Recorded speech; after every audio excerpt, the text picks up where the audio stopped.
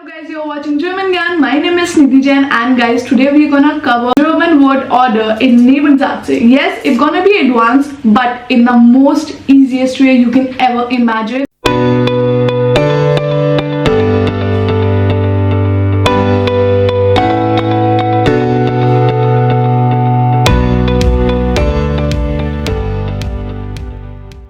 In this video we're gonna cover everything related to this particular topic. I hope you're gonna love this. If you watch this video, you can become exactly the master of this particular topic. Make sure to subscribe, make sure to love this video, make sure to share this video to fellow learners.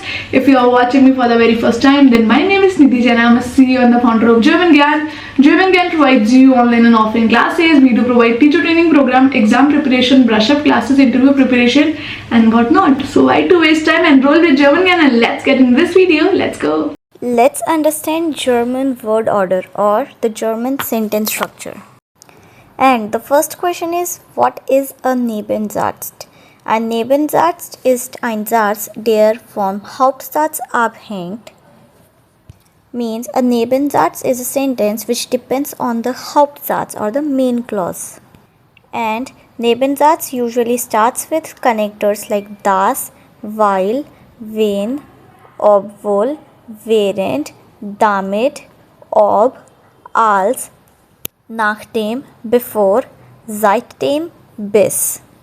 For example, ich glaube, dass heute keine Zeit hat.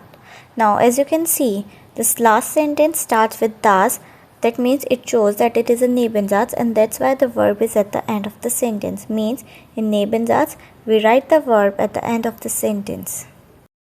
Die Grundregel means the basic rule. Im Nebensatz steht das conjugated verb am Ende. Means in Nebensatz, the conjugated verb is written at the end of the sentence.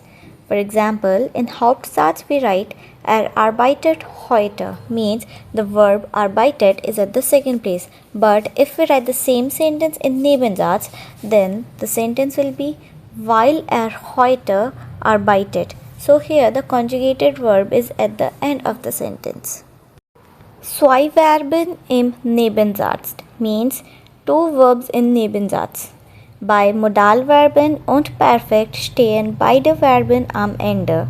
This means when you are framing a sentence with modal verb or perfect tense, then in the Nebensatz both the verbs will be at the end of the sentence. For example, weil ich Deutsch lernen muss. So as you can see, both the verbs lernen and muss are written at the end of the sentence, and in the previous slide we have just learned that the conjugated verb is written at the end of the sentence. That's why muss is at the end, means after lernen. Another example, dass sie das Buch gelesen hat. So here also the conjugated verb is at the end of the sentence. Zeitnebensätze means subordinate clause which shows time. For example, you can use the connectors als, wenn, nachdem, before, seitdem and während. Example can be, nachdem gegessen hat, geht spazieren. Another example, während ich lerne, höre ich Musik. Contrast means when you want to show contrast, use the connector obwohl and trotzdem. For example, obwohl es regnet, gehen wir spazieren, means although it is raining, we are going for the walk. Another example, es regnet, trotzdem gehen wir spazieren.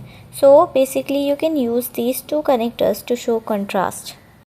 Zweck means purpose. So when you are doing something and you want to show the purpose of doing that thing, then you can use the connector damit and umso.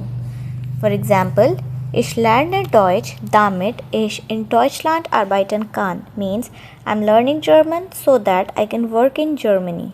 Another example, the example is same but using different connector. So the sentence is, ich lerne Deutsch, in Deutschland zu arbeiten, means I'm learning German in order to work in Germany.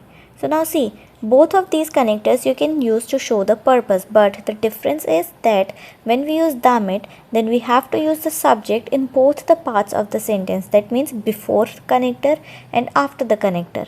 And while using damit, your subjects in both the sentences can be different. But when you frame a sentence using umsu, then remember that after you cannot repeat the subject. And the second thing, that the subject should be same in both the sentences. So that's the difference between damit and umsu. Indirekte Frage. So when you want to frame indirect questions, you can use the connector ob, wann, warum, wie. Ob means whether, wann means when, warum is why, and wie is how. For example, ich weiß nicht, ob heute kommt means I don't know whether he is coming today. Another example, sie fragt, wann der Kurs beginnt means she asks when does the course starts. Häufiger Fehler. So now let's discuss some of the mistakes which students usually do and you have to avoid them. The first one is they write weil ich bin müde. So basically they write the verb at the second place, and this happens because you guys are in the habit of writing the verbs at the second place, and when you learn something new then it might be challenging for you, but you have to keep this thing in mind that whenever you are using these connectors, your verbs goes at the end of the sentence. Another example, das hat Zeit means again they write the verb at the second place, but the correct sentence will be das Zeit hat. And at the end of the video, a cheat sheet for you. So the first point is verb is in the second position, means when you are writing a Hauptsatz or the main clause, then verb is written at the second place. And when you have TMP, that means when you have different elements in the example or in the sentence like time, manner and place, then you have to follow the same concept, means first comes time, then comes manner, and then comes place. And next rule is that if you want to write the time at the first place, then you can write that as well, but then your sentence structure will be you first write time, then you write verb, and then your subject, means subjects moves because the time is actually taking the place of the subject. Then when you are framing question, this is particularly for ja nein Frage. So when we frame ja nein Frage, then at the first place comes the verb, then you write the subject and then the rest of the sentence. And when you are using separable verbs, then remember that your prefix gets separates and you have to write it at the end of the sentence. So guys, how was this video? I hope you loved it. I hope now you're a master of the particular topic. Thank you so much for showering lots of love. We'll catch you in the next one. Till then, keep learning German with German Gyan. Take care.